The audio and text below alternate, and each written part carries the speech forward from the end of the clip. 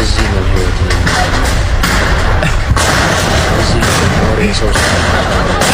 ይሄ የምትመለከቱት ነገር አንድን ቤተክርስቲያን ሰዎች ሲያወድሙ ነው የሚታየው። ይሄው በመሃል ከተማ በአዲስ አበባ ደግሞ ቤተክርስቲያን እያወደማቸው ለእምነቱ ጥላቻ ያላቸው ጥቂት ግሩፖች በየአካባቢው ይኖራሉ። እንዳጋጣሚ እኛም በመደባ ባገኘንበት በዚህ የአምልኮ ስፍራችንም ላይ በአካባቢውም ላይ ነበሩ እና እኛ የደረሰብን ያው ጥቃት ነው። የአምልኮ የእምነት ጥላቻ ጥቃት ነው። ኦርቶዶክስ ምንም ልጅ አትበጠስ የሚለው አያስሄድም፣ ጠፍታለች ሌሎች ሀገር ላይ። ታዲያ ከኤፌሶን ቤት ኢትዮጵያ ያስፈልጣለች። ወንጌሉ የተጻፈበት ዮሐንስ ወንጌላዊ ያረገበት ቦታ፣ ስንት መናፍቅ የተወገዘበት፣ ንስጥሮስ የተወገዘበት ቦታ ኤፌሶን፣ መቅዶኒዎስ የተወገዘበት ቦታ ቁስጥንጥንያ። ዛሬ ለታሪክ እንኳ አንድ ቤተክርስቲያን ሰኔ 16 አቤት አቤት አቤት! ነገ ሰኔ 16 እጅግ በጣም ትልቅ ቀን እንደሆነ ስንቶቻችሁ ታውቃላችሁ? ሰላም ጤና ይስጥልኝ። እንዴት አላችሁ? እግዚአብሔር የተመሰገነ ይሁን። በወቅታዊና በአዳዲስ ቪዲዮዎች ተመልሼ መጥቻለሁ። እንግዲህ አንድ ነገር እንመለከታለን። በዚህ በሀያት 49 በመግቢያ እንዳስቃኟችሁ አንድ የፈረሰ ቸርች ወይም ቤተክርስቲያን አለ። ፕሮቴስታንቱ እንግዲህ ጣታቸውን ወደ ኦርቶዶክስ ቤተክርስቲያን ላይ የተቀሰረ ስለሆነ ያ ምንድነው የሚለውን ማስቀኛችሁ ይሆናል። ቤተክርስቲያን አትጠፋም ትላላችሁ፣ ቤተክርስቲያን ግን ትጠፋለች ይላሉ አንድ ካህን። እነዚህንና ሌሎች ብዙ ነገሮችን እንመለከታለን። እስከ መጨረሻ አብራችሁን ቆዩ። ብዙ ትምህርቶችን የምናገኝበትና ነውሮችን ሁሉ አብረን በጋራ የምንዋጋበት ስለሆነ እስከ ፍጻሜው አብራችሁን ቆዩ። ሰሞኑን የቀዘቀዘ ስለሆነ ላይክ አድርጉት፣ ሼር ማድረጋችሁንም አትርሱ። እስቲ ከሁሉ በፊት በዚህ ነውር እንጀምር።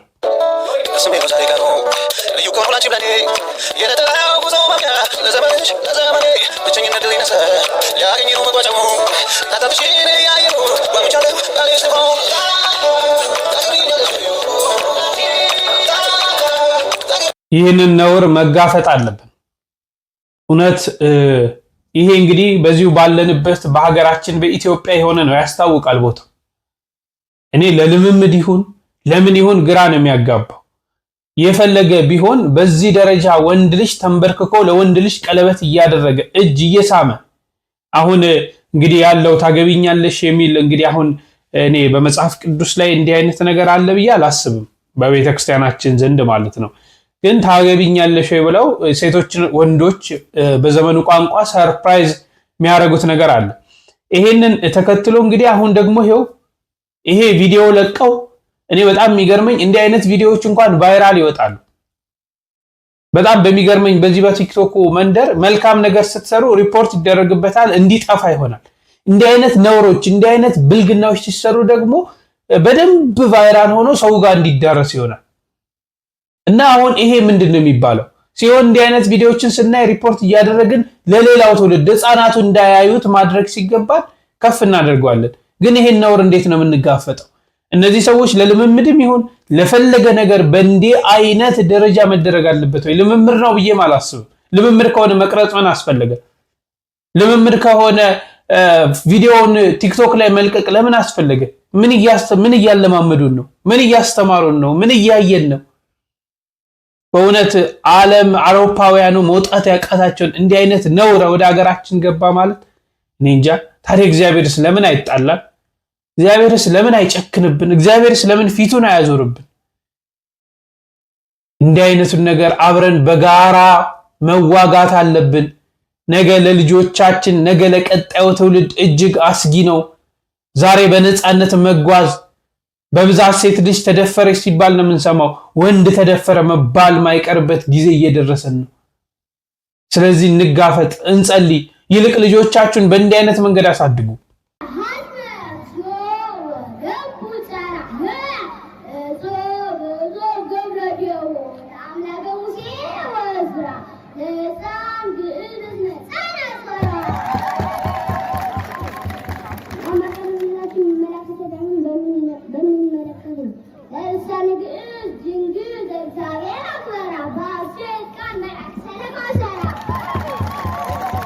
በጣም የሚገርም የሚደንቅ ነው። እንግዲህ በባህር ዳር ነው። በባህር ዳር አሁን በቅርብ የተከፈተ እግዚአብሔር ስሙን ካልተሳሳትኩ እንደዚህ የሚባል ትምህርት ቤት ነው። ህፃናትን ጎን ለጎን መንፈሳዊ ትምህርት እያስተማሩ ማለት እንግዲህ ቅኔ ሲያቀርቡን የተመለከት ነው። እነዚህ ህፃናቶች በመንፈስም እያደጉ እየጎለበቱ ይሄዳሉ። ሃይማኖታቸውን፣ ባህላቸውን፣ ስነ ምግባር፣ ጨዋነት ኖሯቸው ያድጋሉ። ነገ ከነገ ወዲያ ምንም አይነት ማዕበል ቢመጡ ከዚህ ማዕበል ውስጥ አይወጡም ከህፃንነታቸው ስለተሰሩ ማለት ነው። ዛሬም ልጆቻችንን እንዲህ አይነት ከቤተክርስቲያን ጎን ነው ማሳደግ ያለብን። ዛሬ ልጆቻችንን ሰንበት ትምህርት ቤት መላክ፣ አብነት ትምህርት ቤት መላክ ኋላ ቀርነት ወይም የዘመኑን ትምህርት የሚጋፋ ይመስለናል። ግን ይህ ፍጹም ስህተት ነው። በአብነት ትምህርት ቤት ውስጥ በሰንበት ትምህርት ቤት ውስጥ ያደጉ ህፃናት ዛሬ ቤተሰቦቻቸውን አክብረው አስከብረው ሀገርን አክብረው አስከብረው የሚኖሩ ናቸው። ነውር ውስጥ አይገቡም። ስርዓት ይኖራቸዋል፣ ጨዋነት ይኖራቸዋል። የሀገር ፍቅር፣ የቤተሰብ ፍቅር፣ የትላልቅ ሰዎች ክብር ምን እንደሆነ አውቀው ነው የሚያድጉት። ስለዚህ አንሙኝ፣ በእንዲህ አይነት ሁኔታ እናሳድግ። ዛሬ ዘመኑ ልጆቻችንን እየቀማ እንደሆነ ይግባን፣ እንረዳ። በእንዲህ አይነት መንገድ አለብን። መንግስትም ደግሞ እንዲህ አይነት ነውር የሚያደርጉ አካላቶች እኛ ባህላችንም፣ ሴታችንም፣ አኗኗራችንም፣ ኢትዮጵያዊነታችንም፣ ጨዋነታችንም ይህ ነገር አይወክለንም። ስለዚህ በእንዲህ አይነት ነገር ላይ ትኩረት ሰጥቶ መስራት አለበት ብዬ አስባለሁ። እሺ እስቲ ወደ ፈረሰው ቤተክርስቲያን እንለፍ። እንግዲህ የፕሮቴስታንቱ ቤተክርስቲያን የፈረሰው በአያት 49 ነው። በጣም ማንሳት የምፈልጋቸው ነገሮች ስላሉ ነው። መፍረሱን በጣም እቃወማለሁ፣ መደረጉን እቃወማለሁ። ግን መቼም ይህች ቤተክርስቲያን ፈርዶባታል። የኛ ቤተክርስቲያን ብዙ ነገር ይላሉ። እስቲ እንስማ። በዚህ ነው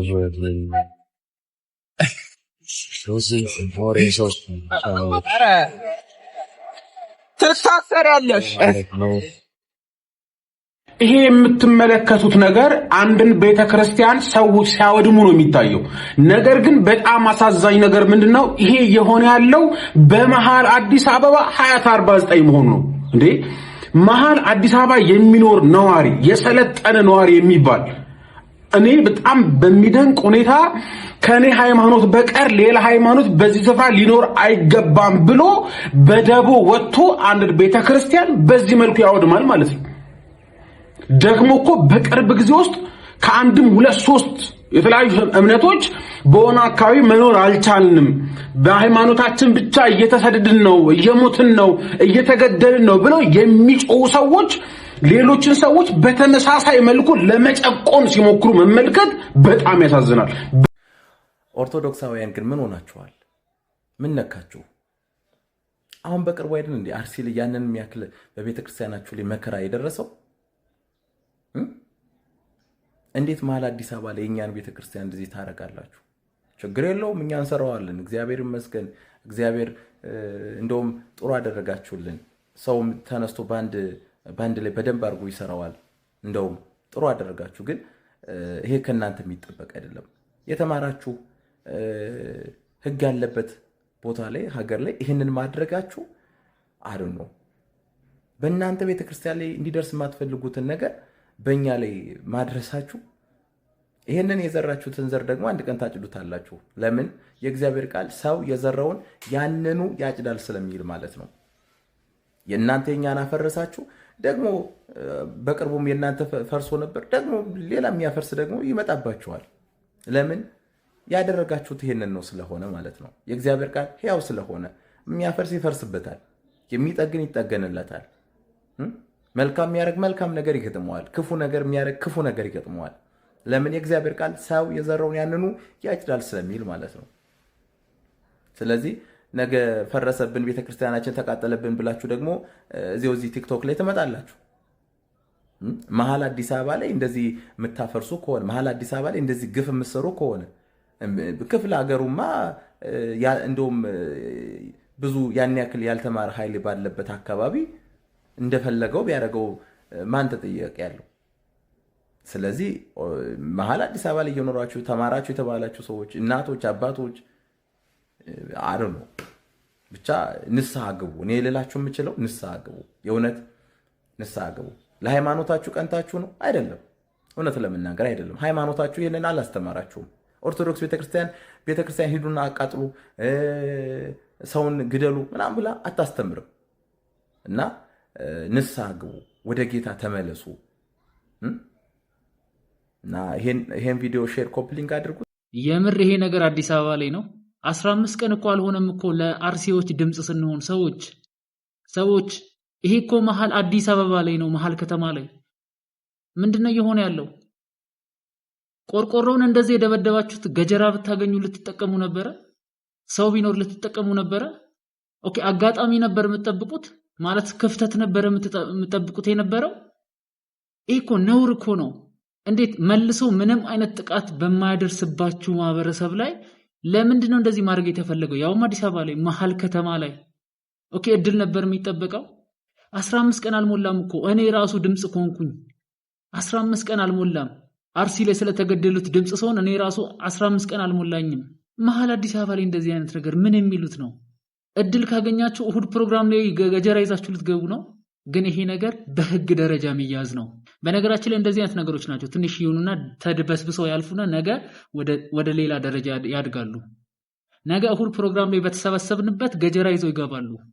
ዛሬ ላይ በጣም አፋጣኝ የሆነ እርምጃ ካልተወሰደ ያውም አዲስ አበባ ላይ የማምለክ የመስበክ ነፃነት ባለባት ከተማ ላይ እንደዚህ አይነት ድርጊት ከተፈጠረ ነገ እሁድ ፕሮግራም ላይ ገጀራ ይዘው ይገባሉ። ይሄንን እንዳትረሱ። ይሄንን ጉዳይ መያዝ ያለበት መንግስትና ህግ ነው እንጂ የሚከሰው ራሱ እንትን አይደለም። ካውንስሉ እንዲከስ ራሱ አንፈልግም። ይሄ በጣም ሲሪየስ ኢሹ ነው። ነገ እርስ በርስ መተላለቅ ይመጣል። በጣም ሴንሲቲቭ ጉዳይ ነው። አንድ የሃይማኖትን ተቋም ያለምንም ፍቃድ ያለምንም እንትን ርህራሄ ገብቶ እንደዚህ አይነት ውድመት ማድረስ ማለት ይሄ ትልቅ ንቀት ነው እና ይስተካከል። በጣም የሚገርም እኮ ነው። አንድ ነገር አስተውሉ። እኔ አንድ ግለሰብ ነኝ አይደል? እኔ በማጠፋው ጥፋት ቤተክርስቲያን አትሰደብም። እኔ ግለሰብ ቤተክርስቲያንን አልወክላትም። በእኔ አትወከልም። እኔ የማደርገው ስህተት የራሴ ስህተት ነው እንጂ የቤተክርስቲያን ስህተት አይደለም። ዛሬ እዚህ ጋር ስናገር የቤተክርስቲያን ጥቅስ መጽሐፍ ቅዱስ የሆነ ነገር አንስቼ ባወለጋግድ የኔ ስህተት ነው እንጂ የቤተክርስቲያን ስህተት አይደለም። ቤተክርስቲያን ሂዱና አፍርሷል አለቻቸው። ቤተክርስቲያን ይህ ነገር አያስፈልግም ይፍረስ ብላ አላዘዘችም። እነዚህ ያፈረሱት አካላቶች ምን እምነት ይኖራቸው ኦርቶዶክሳውያን ናቸው የምን ቤተ እምነት ናቸው ተብሎ የተገለጸ የለም። በራሳቸው ተነሳሽነት በራሳቸው ሁኔታ ያፈረሷትን ነገር ቤተክርስቲያን ኦርቶዶክሳውያን ምን ሆናችሁ ነው ቤተክርስቲያናችንን የምታፈርሱት? ትላንት አርሲ ላይ ስትጮሁ ሲፈርስባችሁ ዛሬ መጣችሁ ይሄን ነበር እንደምትጠብቁት አይባልም።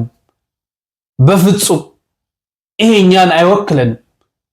ማንም ሰው በእምነቱ የፈለገውን አምልኮ የፈለገውን ተከትሎ የመኖር መብት አለው። ይሄንኛ ኦርቶዶክሳውያን እናምናለን።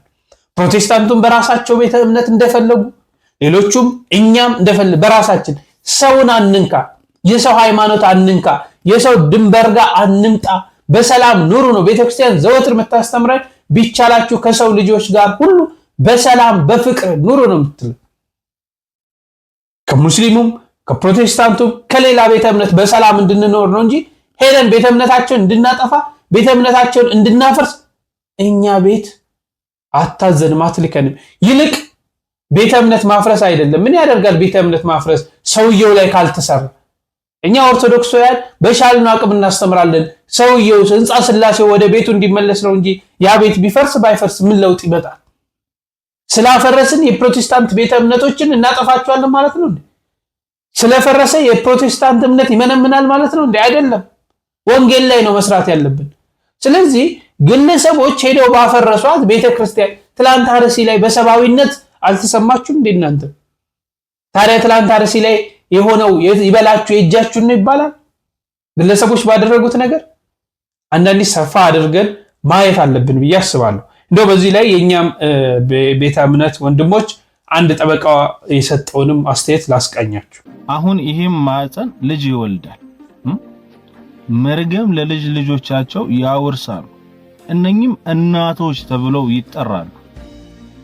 በጣም ሾርት ሚሞሪ ስለሆናችሁ ነው እንጂ ከሁለት ሳምንት በፊት ነበር አርሲ ላይ ሰው ታረደ፣ ቤተክርስቲያን ነደደ እያላችሁ የነበራችሁት።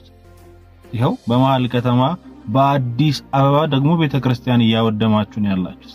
የፕሮቴስታንት ማምለኪያ ቦታ ያፈረሱ አካላት በሕግ ሊጠየቁ ይገባል። ያንን መነሻ በማድረግ በኦርቶዶክስ ላይ የጥላቻ ንግግር የሚያደርጉም በተመሳሳይ መልኩ በሕግ ሊጠየቁ ይገባል። ሰላም ደጉሎ ነኝ። ሁላችሁም ይህንን ቪዲዮ ሼር፣ ኮፒ ሊንክ፣ ሪፖስት ዱት እያደረጋችሁ በሀገራችን ከጊዜ ወደ ጊዜ እየተስፋፋ የመጣውን የደቦ ፍርድ እንድትቃወሙና ተገቢው የሕግ የበላይነት እንዲረጋገጥ እንድታደርጉልኝ በማክበር እጠይቃለሁ። እንግዲህ ቀደም ሲል የተመለከታችሁት ቪዲዮ ከሰሞኑ በአዲስ አበባ በአንድ ቦታ የፕሮቴስታንት ሃይማኖት ተከታዮች ማምለኪያ ቦታ ሰዎች በግሩፕ ሆነው እያፈረሱ ይታያል። ይሄንን ጉዳይ በተመለከተ እነዚህ አካላት በህግ ሳይታዘዙ በፍርድ ቤት ተገቢውን ትዕዛዝ ሳያገኙና ለማፍረስ ስልጣን ሳይወስዱ ከሆነ ይሄንን እርምጃ የወሰዱት በህግ ሊጠየቁ ይገባል። በሀገራችን የህገወጥ ቦታዎች ከሆኑ የሚፈርስባቸው የህግ አካሄዶች አሉ። በክፍለ ከተማም ህገወጥ አፍራሽ ኃይል የሚባል የተቋቋመ ያለ በወረዳ ደረጃ፣ ከዚህ ከፍ ስል ደግሞ በፍርድ ቤት ትዕዛዝ ህገወጥ ከሆነ ቦታው በፍርድ ቤት ተረጋግጦ ሊፈርስ ይችላል። ከዚህ ውጪ ሳይታዘዙ ህጋዊ ስልጣን ሳይኖራቸው እነዚህ ቀደም ሲል የተመለከቷቸው አካላት ያንን ቦታ ያፈረሱ እንደሆነ በህግ ሊጠየቁ ይገባል። ነገር ግን አንዳንድ የፕሮቴስታንት እምነት ተከታዮች ይሄንን መነሻ በማድረግ በኦርቶዶክስ እምነት ተከታይ ላይ ያነጣጠረ የጥላቻ ንግግር እያደረጉ ይገኛሉ። እነዚህ አካላት የምን ሃይማኖት ተከታይ እንደሆኑ አልታወቁም። በኦርቶዶክስ ተወክለው የተገኙ ስለመሆናቸው ምንም ማስረጃ ሳይቀርብ ግልጽ የሆነ የጥላቻ ንግግር እየተነገረ ከሚዘዋወሩ ቪዲዮዎች ላይ ለመረዳት ይችላሉ። ስለዚህ ሁለቱም አካላት አፍራሾችም ለህግ ሊቀርቡ ይገባል። ይሄንን መነሻ አድርጎ የጥላቻ ንግግር የሚያደርጉ አካላትም በተመሳሳይ መልኩ ሊጠየቁ ይገባል እላለሁ። ይኸው በመሀል ከተማ በአዲስ አበባ ደግሞ ቤተክርስቲያን እያወደማቸው ሰሞኑን በ2029 የፕሮቴስታንት ቸርች አጥሩ ሲፈርስ ሰዎች ተሰብስበው አጥሩን ሲያፈርሱ አይተናል።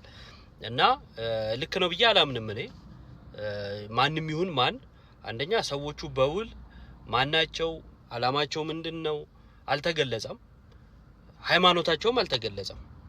እና ልክ ነው ብዬ አላምንም። ልክ ነው ያለም አካል የለም። ከቤተ ክርስቲያንም ከኦርቶዶክስ ቤተ ክርስቲያን በሉ አድርጉ ተብሎ የተሸኙ ሰዎች የሉም። ቤተ ክርስቲያን እንደዚህ አይነት ነገር ውስጥ የለችበትም። ይሄኛው ደግሞ ይመጣና እኔ ምን አይነት አይምሮ እንዳላችሁ አላውቅም። ትላንት አርሲ ላይ እንደዛ ስትሉ ነበረ፣ አሁን እዚህ ታፈርሳላችኋል። ምን አገናኘው? አርሲ ላይ ሰዎች ተገደሉ፣ ቤተ ክርስቲያን ተቃጠለብን ያልነው የራሳችንን የሆነውን ነገር ነው። እዚህ ጋር ልክ ነው በርቱ ያልን መግለጫ ያወጣን ጎበዝ በርቱ ያልን አስመስሎ ያለን ጥላቻ መናገር ምን አይነት መደንቆር እንደሆነ አላውቅም።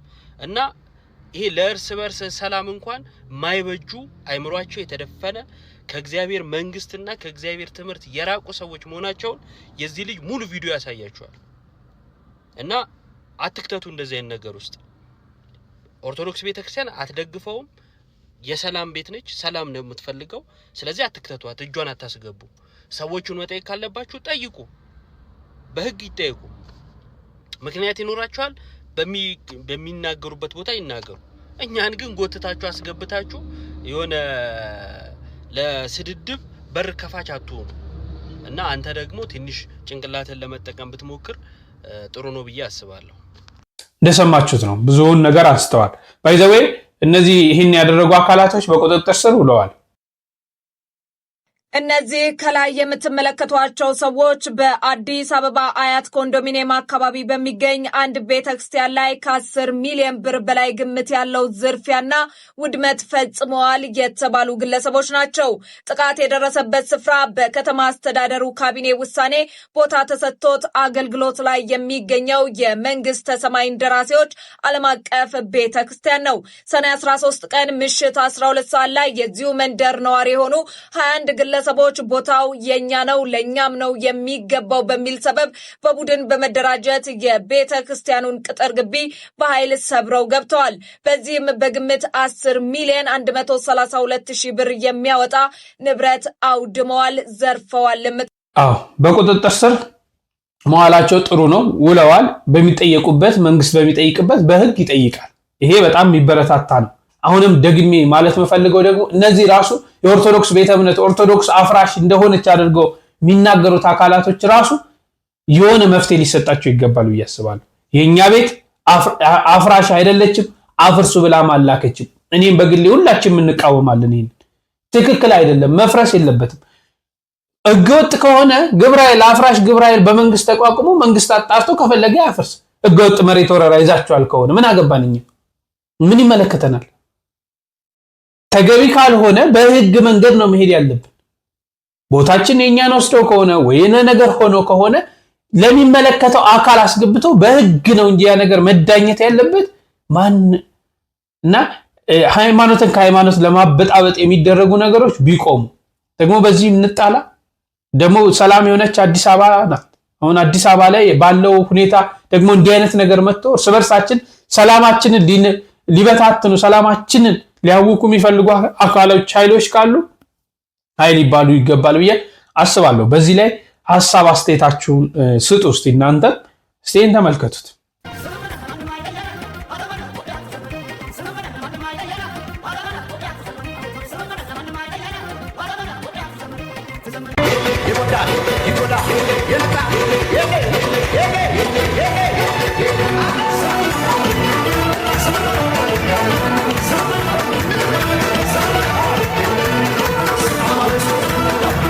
እኔ ግራ ይገባኛል። ሰው እንደ እድሜው እኮ መሆን አቃቶ ዘንድሮ ማርያም። አረ እንደ እድሜያችን እንሁን። ህፃናት እንኳን ብንሆን እሺ ህፃን እንላለን። ትልቅ ቤተሰብ አስተዳዳሪ ተኩ ነው እንግዲህ በዚህ ደረጃ ቪው ለማግኘት በሽታ ላይ መውደቅም እኮ አለ። ምንም እኮ የሚገኝ ትኩረት ለመሳብ እኮ የሚደረግ ነገር ነው። አንዳንዴ ምን ሰራው ነገር ራሱ ግራ ገብቶናል። እኔ እግዚአብሔርን 2018 እንደው ሰላም ያሳልፍልን መድኃኒዓለም እንደው በሰላም ይለቅ። ምን እያደረግን እንደሆነ ምንድነው? እሺ አሁን እኚህ ሰው የሚያስተምሩት ምን ትምህርት ነው የወሰዳችሁት? ምን ለማስተላለፍ ምን መልእክት ለማስተላለፍ ተፈልጎ ነው? ወይ አንጽ ወይ አይገነባ ወይ ጥሩራ ያሳይ ግራም ያጋባ። ህፃናት እንኳን ይሄንን አያደርጉትም እኮ ያልተማሩ ምንላቸው ገና ያላደጉ ህፃናት እንኳን ዝናብ ሲዘንብ ወደ ቤት ነው ድሮ ቀረው በውሃ እንኳን መንቦራጨቅ። ዛሬ ያውም ዳቦን አንስቶ እንዴ እኔ እንጃ እኔ ምን ወዴት እየሄድን እንደሆነ አላውቅምና ግራ እየገባኝ ነው። እንደው አዶናይና ጺሞ የሚባሉ አንድ ትልቅ አርቲስት ሰሞኑን ሴፉ ላይ ቀርበው ነበርና አዶናይ አግኝቷቸዋል። እንደው የሚመገቡትን ምግብ አትመልከቱ፣ ግን የሚያስተላልፉትን መልእክት ስሙ። በትላንትና ታሪክ ማንም አይመዘንም። ትላንትና ሲቢመረመር ሁሉም ሰው የየራሱ ጉድፍ አለው። አንተ የምትለካው ዛሬ በቆምክበት አቋም ላይ ነው። እግዚአብሔር እኮ እያኖረን ነው ሁላችንም፣ ሁሉንም ሳይመለከት ኃጢአትን ምንም ሳይመለከት እያኖረን ነው ሁላችንም። እኔ አንተ ላይ ጣቴን ለመጠቆም ምን ስልጣን አለኝ? የትኛው ንጽህና ነው አንተን ለጠቆም የሚያደርገኝ? እሷን እኮ መቀበል ያቃተች። ይሄንን አምነህ ተቀበል። አሁን አንተ ስትርቅ ብዙ የሚያስፈልጋቸው ሰዎች ሳይገኙ ይቀራሉ። አንተ እስክትመጣ እነዛ ሰዎችን አናገኛቸው። በምትችለው አቅም በምትችለው ልክ እንደ ጠዋት በመስኮት እንደምትገባ ፈገግታ ነው። አንተ መልካም ስታደርግ እግዚአብሔር ፈገግ ይላል። መልካምነት እንዲሁ ዝም ብሎ ማንም ስለፈለገ መልካም አይሆንም። እግዚአብሔር ነው የሚሰጠው መልካም ነው። ስለዚህ ፈተና እንዳለብህ ማወቅ መቻል አለብህ። በቀኛ እንዳለብህ ማወቅ መቻል አለብህ። ቅድም እንዳልኩ ነው ክርስቶስን ያዘው እየከመጣ እኛ ኃጢአተኞች ላነስተንደብ ላነተች አንችልም። በጣም ትርዝ ምን አስጨነቀ? እርሳው ተው። ዝም ብለህ ወደፊት ሂድ። እግዚአብሔርን ከፊት አድርገህ ከኋላ አድርገህ ምን መንገድ መቀጠል ነው። መልካምንም አድርገህ ዋጋንም ታገኛለህ። አንዳንዴ ቁጭ ብለህ ታስበውና ማለት ነው ለምንድን ነው አንድ ሰው በቃ ጣት ቀሰር የሚሆነው? ለምን ስፔሻሊ እኛ አበሾች በጣም ጣት መቀሰር ነው እንዳለ ታውቃለህ። ከዛ የሆነ ያለን ጉድፍ የደበቅነው ነገር እኮ እንደሌለ እኮ ነው የምናስመስለው። እንደምንድን ነው ማስተዋል የጎደለው? እኛም ጎደሎነት እንዳለን እኛም ብንወጣና ወደፊት ትንሽ መታየት ብንጀምር የሆነ የሚጠቁምብን ሰው እንዳለ ማስተዋል ያጠርናል። እሱ ነው እና አለማስተዋሉ ላይ ነው ይሄን ማስተዋል። ሁሉም ሰው በልከነኝነት ነው የሚኖረው፣ ራሱን አያይም። ይሄ ደግሞ የደካማ ሰዎች ብዙዎቻችን ደካሞች የራሳችን ጉድፍ አለብን አንመለከትም። የዛን ያህልም ደግሞ ብዙ ቀና ሰዎች አሉ፣ መልካም ሰዎች አሉ በመፍራት ቆመው ያሉ። ስለዚህ የትኛው ነው የሚያዋጣው? በፍርሃት መኖር ወይንስ ተዋግቶ ወደፊት መሄድ? በቃ እንዋጋለን። በደም ግዴታ ነው። እርግጠኛውን መልካም ባታደርግ የመጣውና የሚመጣው ነገር በሙሉ አይመጣም። ማንም አስታውስማ ማን ያውቃል? ዝም ብሎ እንደሌላው ይሄ ብሎ ይሄዳል። ከሌሎቹ የተለየህበት ነገር ምንድነው? አሉ ከሚባሉት በሰራተኞች ተገንጥለህ አይን ውስጥ የገባኸው ለምንድን ነው? ባደረከውና በምታደርገው ነገር ነው። ስለዚህ ቅናት አለ ማለት ነው። ክፉ ሐሳብና ክፉ ሐሳብ የሰይጣን ነው። በምስል ታዲያ ለማን እጅ መስጠት ያለብን? ለእግዚአብሔር ወይስ ምላሹ ያንተ ነው? እውነት ዘታይ መጋረጃው ሲንተለጣ አትሽሽ ይባላል። ሂድ ወደፊት። እውነት ነው። እሷ ነች የምታስፈራው አብዛኛው ሰው። እሷ መጋፈጥ ከቻልክ ሁሉም ነገር ቀላል ይሆናል። አሚን ከባድ ነው ግን ትንቀሳቀሳለህ፣ ትችላለህ፣ አትደርቅም። አብዛኛው ሀበሻ ብዬ የማስበው እኔ ጣት እንዳይቀሰርበት የተደበቀና የደረቀ ህዝብ ነው። በቃ ፍርሃት በድብቅ ስንት ክህሎት ያለን ፍጡራን እኮ ነው ኢትዮጵያውያን። ስንት ድምፅ ያላቸው ቤታቸው ሲቆልፉ ተአምር ኢንተርናሽናል የሚያደርጋቸው እኛን የሚያስጠሩ ስንት ሰዎች አሉ። ግን ያቺ ጣት እንዳትቀሰርባቸው በራቸው ዘግተው በቃ አሁን ቲያትር ማለት በጣም ከባድ ነው ማለት ለመናገር because ስሜቱን የዛን ማምጣት አለብህ እዛው መሆን አለብህ በቃ ይሄ አይምሮ መላቀቅ አለበት ከልብህ ጋር ንጹህ የሆነው እንትህን ለማስተላለፍ ማለት ነው ብዙ ሰዎች አያረጉትም በጣም ትልቅ አቅም ይጠይቃል መድኃኒዓለም ኢየሱስ ክርስቶስ ለሁላችንም መልካም ልብ ይስጠን በእውነት ለሰዎች መልካም እንድናደርግ ለሰዎች ጥሩ እንድናስብ በሰዎች ደስታ ምንደሰት በሰዎች ሐዘን አብረን የምናዘን መልካም ልብን ይስጠን ጣት ከመቀሳሰር እንውጣ በትላንት ማንነት ምንፈራረድበት ጊዜ እግዚአብሔር ያቁምልን ዛሬ ሰው መልካም ሲሆን ትላንትና የነበረውን ክፉ ስራውን እያነሳን ስንተች ነው ምንኖር በጣም የሚገርመኝ ማለት ነው እኔ በሁሉ ጊዜ 90% መልካም ነገር ሰርታችሁ 10% መጥፎ ብትሰሩ ሰው ሁሉ ጊዜ ያቺን 10% ነው የሚያጎለው የሰራውን 90% አድንቆ ወደ መልካምነት እንዲጠጋ እናደርግ ሰዎች ጥሩ ሲሰሩ በምን እንጣላቸው በምን ገንድሰን እንጣላቸው ዛፍ ሲያብብ ፍሬ ሲያወጣ ያንን ፍሬውን ከማብዛት ይልቅ ቆርጠን ማድረቅ ነው የምንፈልገውና እንደው መልካም እንድንሆን እግዚአብሔር አምላክ ይርዳል ለማለት ፈልጋለሁ እስቲ አባታችን እንስማ ኦርቶዶክስ ትመነምናለች አትበጠስ የሚለው አያስሄድም ጠፍታለች ሌሎች ሀገር ላይ ታዲያ ከኤፌሶን ቤት ኢትዮጵያ ያስፈልጣለች ወንጌሉ የተጻፈበት ዮሐንስ ወንጌላዊ ያረገበት ቦታ ስንት መናፍቅ የተወገዘበት ንስጥሮስ የተወገዘበት ቦታ ኤፌሶን መቅዶኒዎስ የተወገዘበት ቦታ ቁስጥንጥንያ ዛሬ ለታሪክ እንኳ አንድ ቤተክርስቲያን ስለዚህ ይጠፋል የሞይ ንግግር ይዞን ተጣምደን የምናጣው ነገር እንዳለ እኒህ ሀገሮች አስተማሪዎች ናቸው ኤፌሶን ከጠፋች ቁስጥንጥንያ ከጠፋች አንጾኪያ ከጠፋች ኪልክያ ከጠፋች ጠርሴስ ከጠፋች ቀጰዶቅያ ከጠፋች እኒህ ሁሉ የነ ቅዱስ ጊዮርጊስ ሀገሮች እኮ ናቸው ቅዱስ ጳውሎስ ያስተማረበት ቦታ እኮ ነው ይህ ከጠፋ የኢትዮጵያ ቤተክርስቲያን አጠፋም ማለት ምን ማለት ነው ሶሪያ ዛሬ ቅዱስ ኤፍሬም ያሁላ ድርሰት የተደረሰበት ዛሬ እንዳለች አንቆጥራት ነው የለች ስለዚህ ትጠፋለች የሚለውን አስበን እንዳጠፋ መስራት አለብን እማጠፋ ከሰራን እማጠፋ ከነቃን አይተዋትም ተብሎ በመዘመር እምትቀጥል አትወጥ አይተዋትም በማለት ብቻ አትቀጥልም እንዳይተዋት የኛን ድርሻ ስንወጣ ከባድ እኮ ነው እውነት አሁን የሉም ጠፍተዋል ሲሉ ከርመን አለን በስተን እንላለን ሲገሉን እንበዛለን እንላለን እየጠፋን እንደሆነ ግን አልገባን እስቲ ክፍለ ሀገሩን ተመልከቱ ወደ ደቡቡ እንመልከት በስንት ኪሎ ሜትር ርቀት ላይ ነው ቤተክርስቲያን ያለችው ስንት አማኞች ናቸው ያሉት እንመናመናለን እንጠፋለን እንበዛለን ስንል እንጠፋለን ወንጌል ላይ ካልሰራን ወንጌል ላይ ትኩረት ካላደረግን ዛሬ በአዲስ አበባ ዛሬ በተላልቅ አድባራት በርካታ ምእመናን ተሰብስበው ስናይ ብዙ ይሆንን እንዳይመስላችሁ አባታችን አንስተዋል የጥንቷን ቤተክርስቲያን እነዛ ቅዱሳኑ የነበሩባት ዛሬ ጠፍተው ባዶ እንደሆነ ኢትዮጵያ ውስጥ ያለችው ሚቺ ጣፈንታ ይደርሳታል ቤተክርስቲያን ጠንክራ ወንጌል ላይ መስራት አለበት ዛሬ እኛ ህንጻ ስላሴ ላይ ነው ህንጻ ቤተክርስቲያን ላይ ነው እየበረታን ያለን ግዙፍ ህንጻ እንሰራለን በውስጡ ግን የሚቆርብና የሚያስቀድስ የለም ግዙፍ ህንጻ እንሰራለን ያንን ግን ምን ብዬ እንደምገልጽ አላውቅምና ወንጌል ላይ ብንሰራ መልካም ነው ብዬ አስባለሁ በዚያ ላይ ሐሳብ ስጡ ሁለት ነገሮችን እንመልከት ዛሬ እናታችን ቅድስት ኪዳነ ምሕረት ናት ልዩ ዕለት ነው ይሄንንና በዚህ ከቅዱስ ቁርባን ጋር ተያይዞ መጥፎ ልምዶችን ላይ ያለማመዱን የሚፈልጉ አሉና ለነዚህ ሁለት ነገሮችን ተማምረን እንመለስ ሁላችሁም ይሄን ቪዲዮ ኮፒ ሊንክ ሼር ፖስት ያደረጋችሁ ለብዙዎች እንዲዳረስ አድርጉ በዚህ ልጅ ቪዲዮ ላይ ሐሳብ አስተያየትን ሰጥቼ ነበርና ብዙዎች በኮሜንት ከአንድ ክርስቲያን የማይገባ ንግግርና አላዋቂነትን የሚያንጸባርቅ ኮሜንት ሲያደርጉ አየውና መታረም መቻል ስላለባቸው ደግሜ መጣሁ ምክንያቱም በጌታችን በመድኃኒታችን በኢየሱስ ክርስቶስ ስጋና ደም ላይ ቀልድ ስለሌለ ማለት ነው ምክንያቱም እቺ ልጅ ምን በላይ የተናገረች ነው ቅዱስ ስጋውን ክቡር ደሙን የምንቀበለው ንጹህ ሆነን ሳይሆን ስጋው ደግሞ ሊያነጻን ነው የምንቀበለው ብላ እየተናገረች ነው ይሄ ትውልድ ደግሞ በጣም ደካማ ነው ይሄንን ነገር ይፈልጋሉ አባቶቻችን ይሄን ነገር ግን በመጽሐፍ ቅዱስ ላይ እንዲህ ነው ወይ በአባቶቻችን ቅዱሳን ታሪክ ላይ እንዲህ ነው ወይ ያገኘነው የሚለውን ስንጠይቅ እንደዚህ አይነት ታሪክ አላገኘንም ምክንያቱም ሰው ቅዱስ ስጋውንና ክቡር ደሙን መቀበል ያለበት ንጹህ ሆኖ ነው ሰው ከኃጢአት ንጹህ ይሆናል ማለት አይደለም በነገራችን ላይ የሰው ልጅ ኃጢአት ከመስራት ንጹህ ቢሆን ኃጢአት ከመናገር ንጹህ አይሆንም ኃጢአት ከመስራትና ኃጢአት ከመናገር ንጹህ ቢሆን ደግሞ ኃጢአት ከማሰብ ንጹህ አይሆንም በእነዚህ ነገሮች ንጹህ የሆነች እመቤታችን ቅድስተ ቅዱሳን ንጽሕተ ንጹሐን ድንግል ማርያም ብቻ ናት ቅዱሳን እንኳን ከገቢረ ኃጢአት ኃጢአት ከነቢብ ኃጢአት ነፃ ቢሆኑ ከሐልዮ ኃጢአት ነፃ ሆኑ።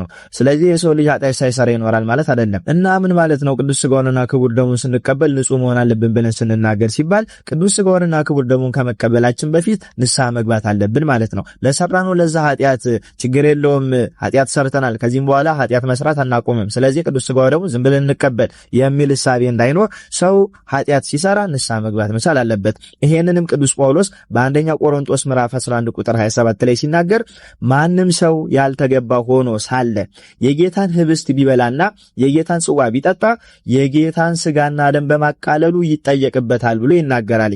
አሁን እናንተ ችግር የለውም እግዚአብሔር እንደሰው አይደለም፣ ሱሪ መልበስ ኃጢአት መሆኑን ታውቂያለሽ፣ ስለዚህ ቀስ በቀስ ትተዋለሽ፣ አትጨነቂ፣ ዝም ብለሽ ብቻ ስጋው ደሙን ተቀበይ፣ ጌታ ቸር ነው እያላችሁ የምትናገሩ ሰዎች ምን ላይ ቆማችሁ ያንን ነገር ተናገራችሁ ብትባሉ ማስረጃ የላችሁም።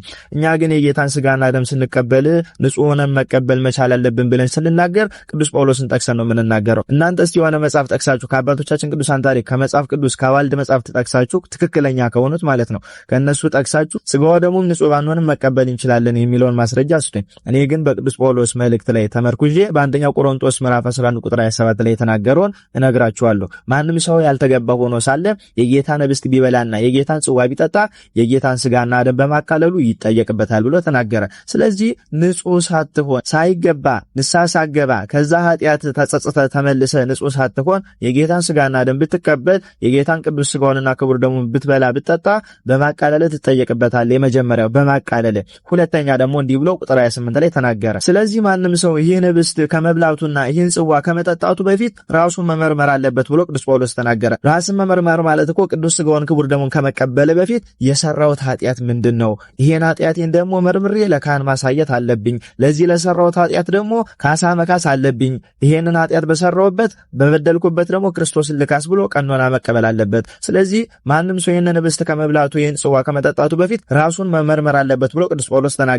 በዚህ ብቻ ደግሞ አላበቃም ቅዱስ ጳውሎስ ቀጠለና ቁጥር 29 ላይ ምን ብሎ ተናገረ? ማንም ሰው የጌታ ስጋ ምን መሆኑን ለይቶ ሳያውቅ የጌታን ህብስት ቢበላና የጌታን ጽዋ ቢጠጣ በራሱ ላይ ፍርድን ያመጣል ብሎ ቅዱስ ጳውሎስ ተናገረ። ስለዚህ የጌታን ቅዱስ ስጋውንና ክቡር ደሙን ስንቀበል አቃልደን ችግር የለውም ኃጢአት መስራት አናቆም፣ ቅዱስ ስጋውንና ክቡር ደሙን ንጹህ ሆነን ከኃጢአት ጸድተን ሳይሆን ስንቀበለው ነው ንጹህ የሚያደርገን እያላችሁ በዘበት የምትቀበሉ ሰዎች፣ የጌታን ስጋ የምትበሉ የጌታን ጽዋ የምትጠጡ ሰዎች በራሳችሁ ላይ ፍርድን እያከማቻችሁ ነው። ከቅዳሴም ሳመጣላችሁ ደግሞ ዲያቆኑ ምን ብሎ ይናገራል? ይሄንን ስጋና ደም ንጹህ ሳይሆን የተቀበለ ቢኖር በበረከት ፈንታ መርገምን ይቀበላል፣ በስርየተ ኃጢአት ፈንታ ደግሞ ገሃነመ እሳትን ከእግዚአብሔር ዘንድ ይቀበላል ብሎ ያውጃል። ቄሱም ደግሞ ምን ይላልኝ? እናንተ ንጹህ ሳትሆኑ ከዚህ ስጋና ደም ብትቀበሉ እኔ መተላለፍ የለብኝም፣ እጄን በአፍ አድርጌ ከእናንተ ደም ንጹህ ነኝ ብሎ ሰራየ ካህኑ እጁን ይታጠባል። ይሄ ማለቱ ምን ማለት ነው? የጌታን ቅዱስ ስጋውንና ክቡር ደሙን ንስሐ ሳትገቡ ንጹህ ሳትሆኑ ብትቀበሉ እኔ ከእናንተ ደም ንጹህ ነኝ፣ ምክንያቱም በበረከት ፈንታ መርገምን በስርየተ ኃጢአት ፈንታ ገሃነመ እሳትን እየተቀበላችሁ ራሳችሁ ላይም ደግሞ ፍርድን እያከማቻችሁ ነው ብሎ ካህኑም ዲያቆኑም እዛ ላይ ያውጃል። ይሄን ሁሉ ጥሳችሁ እናንተ በራሳችሁ ዛቢያ በራሳችሁ ፍልስፍና መጻፍን ሳትጠቅሱ በራሳችሁ በተመቻችሁ ጊዜ በፈቀደላችሁ ማንም ሰው ምንም አይለንም ብላችሁ የራሳችሁን ሐሳብ ሚዲያ ላይ ያንጸባረቃችሁ ወጣቱን ለገሃነመ እሳት ባትማግዱት መልካም ነው። ምክንያቱም እንዲህ ብዬ የምናገረው አሁንም ቅዱስ ጳውሎስ የተናገረውን ቃል ተመርኩዤ ነው። እዛው ላይ አንደኛ ቆሮንቶስ ምዕራፍ 11 ቁጥር 30 ላይ እንዲህ ብሎ ይናገራል። ከእናንተ መካከል ብዙዎች የደከሙትና የታመሙት አንዳንዶችም የሞቱት በዚሁ ምክንያት ነው። በምን ምክንያት ሲባል የጌታን ስጋና ደም ራሳቸውን ሳይመረምሩ ራሳቸውን ንጹህ ሳያደርጉ ንስሐ ሳይገቡ በመቀበላቸው በዛ በመጣባቸው ፍርድ ከእናንተ መካከል ብዙዎች የደከሙትና የታመሙት አንዳንዶችም የሞቱት በዚህ ቅዱስ ስጋና ክቡር ደሙ ላይ በመተላለፋቸው ነው።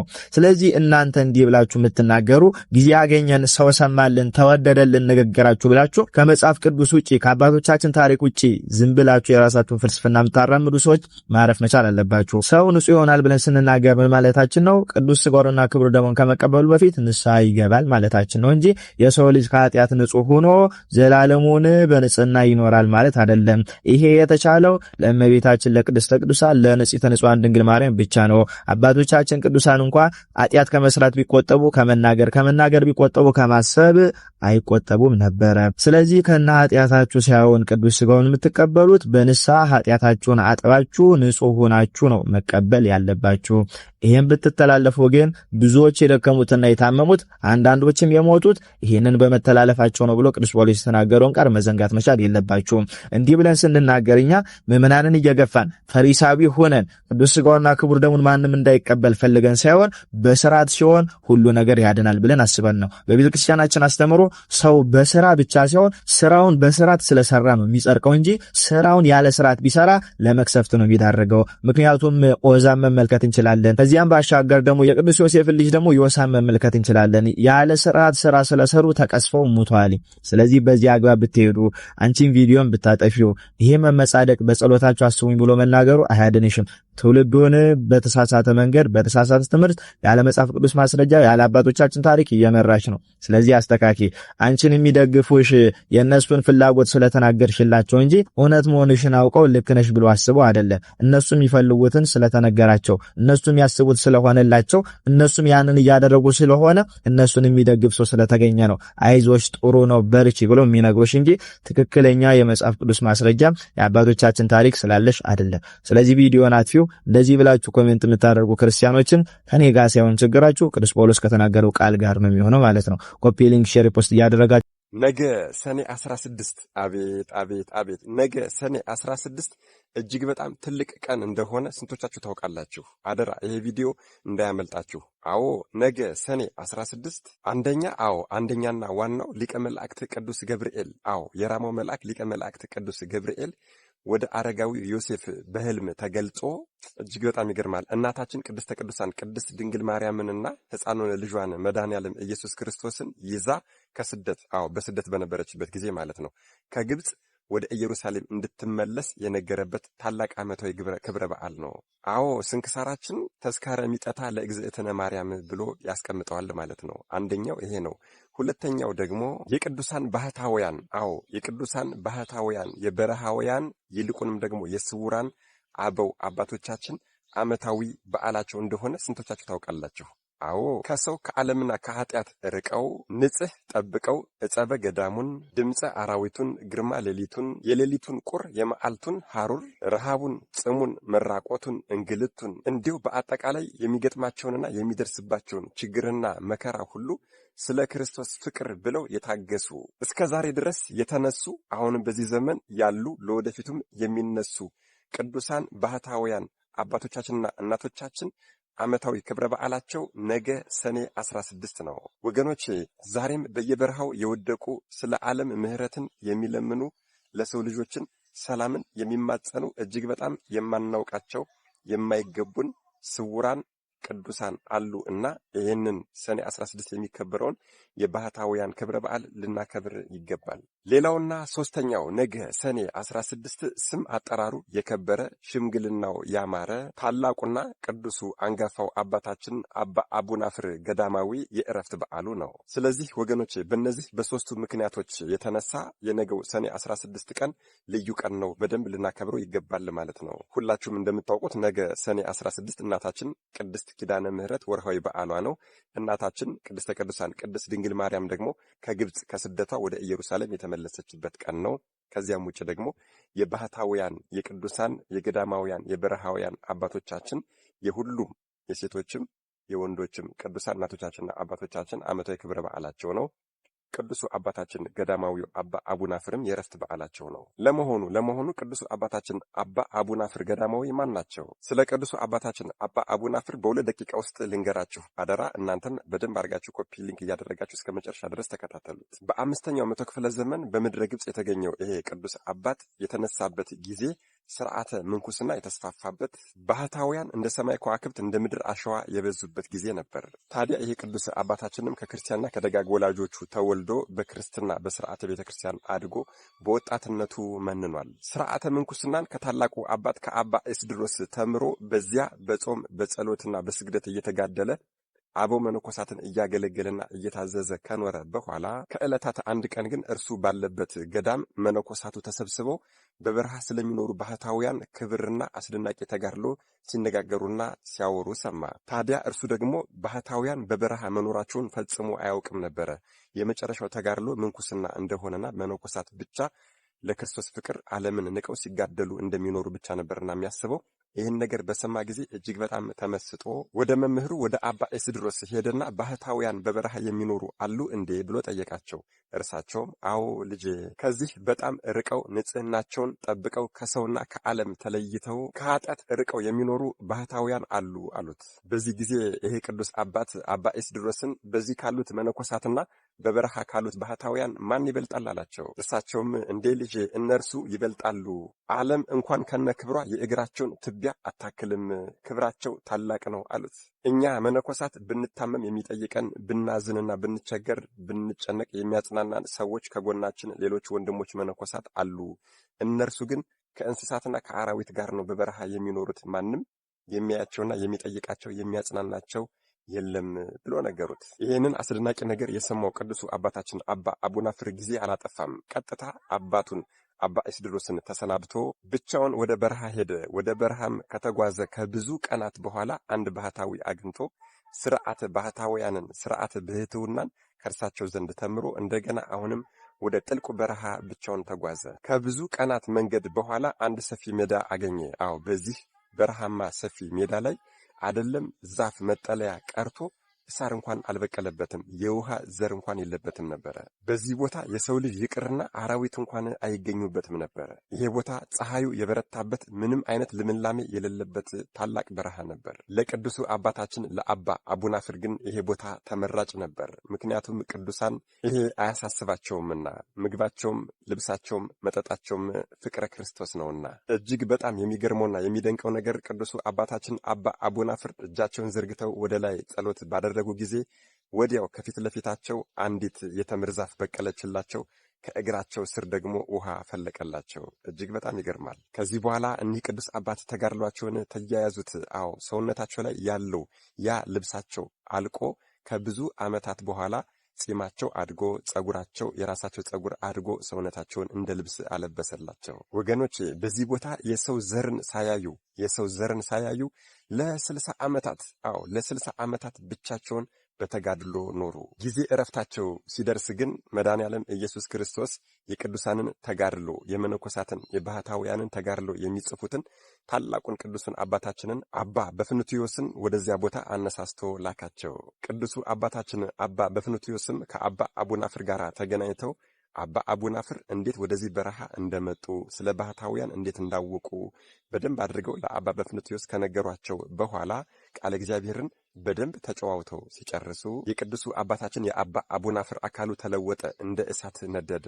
ገድል ጸሐፊው ቅዱሱ አባታችን አባ በፍኑትዮስ እጅግ በጣም ደነገጡ፣ ተጨነቁ። በዚህ ጊዜ ግን ቅዱሱ አባታችን አባ አቡናፍር ቀጥ ብሎ ቆሙና እጃቸውን ወደ ላይ ዘርግተው ጸሎት ማድረግ ጀመሩ።